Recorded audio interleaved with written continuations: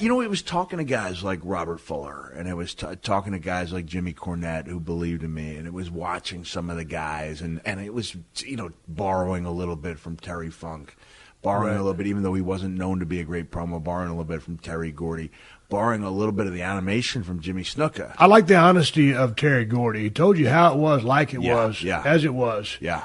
And straight at you, both barrels. I love Robert Fuller's promos. Man, guys highly unheralded. Of course, Jim Cornette was a mile a minute, a blue streak, and never repeat anything. So I loved his promos, but they're all different from yours. Yeah. So, and when you got to ECW, started cutting all that multi-layered shit, what was the thinking behind that? I thought my time had come and gone. I really did. And that I was going to be the guy destined to, make a living bleeding.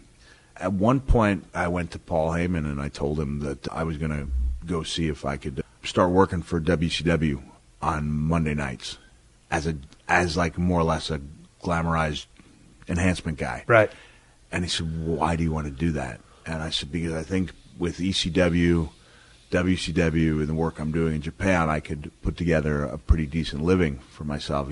You don't think you have what it takes to be in WWE? So I know I don't. And Paul, he sat me down and he said, you might think I'm crazy. He said, but if you're willing to listen to me and let me guide you, within 1 year, you're going to get that call from WWE. He said, you might think I'm crazy, but within 5 years, you're going to be World Heavyweight Champion. And he looked at me, I'll never forget it. He said, you might think I'm completely out of my mind, but 19 years from now, my client, Brock Lesnar. All right, that part of it didn't happen, but we were watching Monday Night Raw a while ago. When Mick Foley walked in, I DVR'd Monday Night Raw, so I took it back to the Paul Heyman promo so he could see it because he cut such a badass promo. But anyway, so when Paul pulled you aside and told you that, what are you thinking? I remember him telling me he couldn't do that. I can't remember if he said I couldn't. He wouldn't advise it. He thought that he saw more potential in me as a player than I did. I mean, when I was giving those promos about Tommy Dreamer, where I talk about, how I may have burned my bridge. It's not too late for you. I mean, I really felt like I was like the Jacob Marley of professional wrestling, like a guy who had kids, made a bad decision, left this job with the six-figure income, left the two kids hanging, so now I could go to Japan and get blown up and stitched up and come to ECW, where I did have that sense of frustration. I mean, you remember J.T. Smith? Yeah. There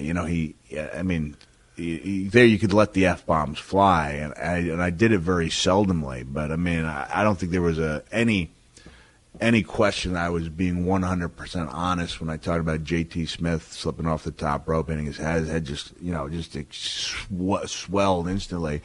And those fans started chanting, you effed up, you effed up. And I looked at the camera and I said, you effed up? Fuck you. Who are you? How dare you tell us what to do? And then, any guy who left was accused of selling out. And I knew then that there wasn't going to be anybody taking up, charity drives for somebody who couldn't make his house payment.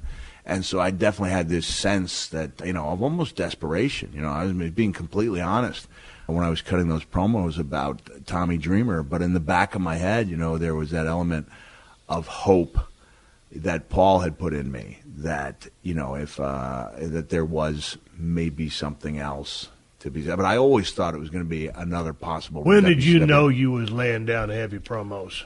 When I left that house. When you're floundering. Yeah. When you're just flapping your gums. Yeah. I've been there. I've done it. But I know when I felt it, when I knew when I was making money.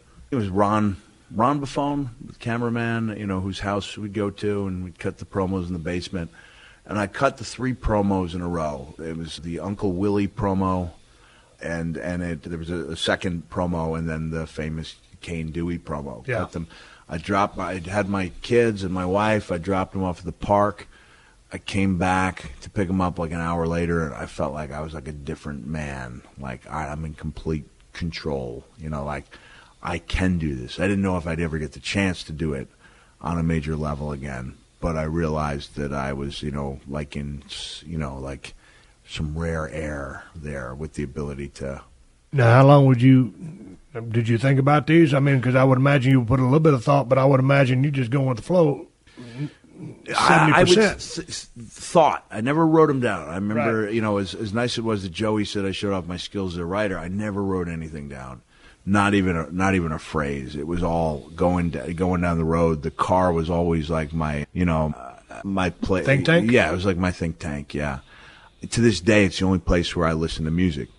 And I'd listen to those songs and I'd see these images, you know, come alive in my head. And especially as I got older and realized that, you know, the moment when I started thinking good enough was good enough, I realized I'd lost the race. That I wasn't somebody I could be proud of anymore. You know, like I liked being that guy, you know, whose biggest obstacle was taking the images that were so real to me in my head and making them come to life the next night in a promo, or making them come to life in a match the next month. You know, they were very real to me. And there was times when I had to struggle to try to translate that and bring it alive in the ring, especially given the limited physical hand I had.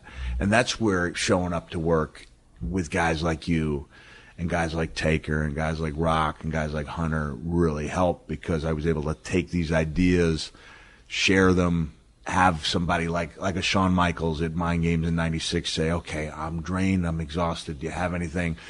Here you go. Here's Right. 26 minutes worth of stuff I've got on my mind, you know, and have him go, wow, not only is that great, but you're looking out for me and you're going to try to make me look as good as you possibly can while getting over yourself, which was always the goal.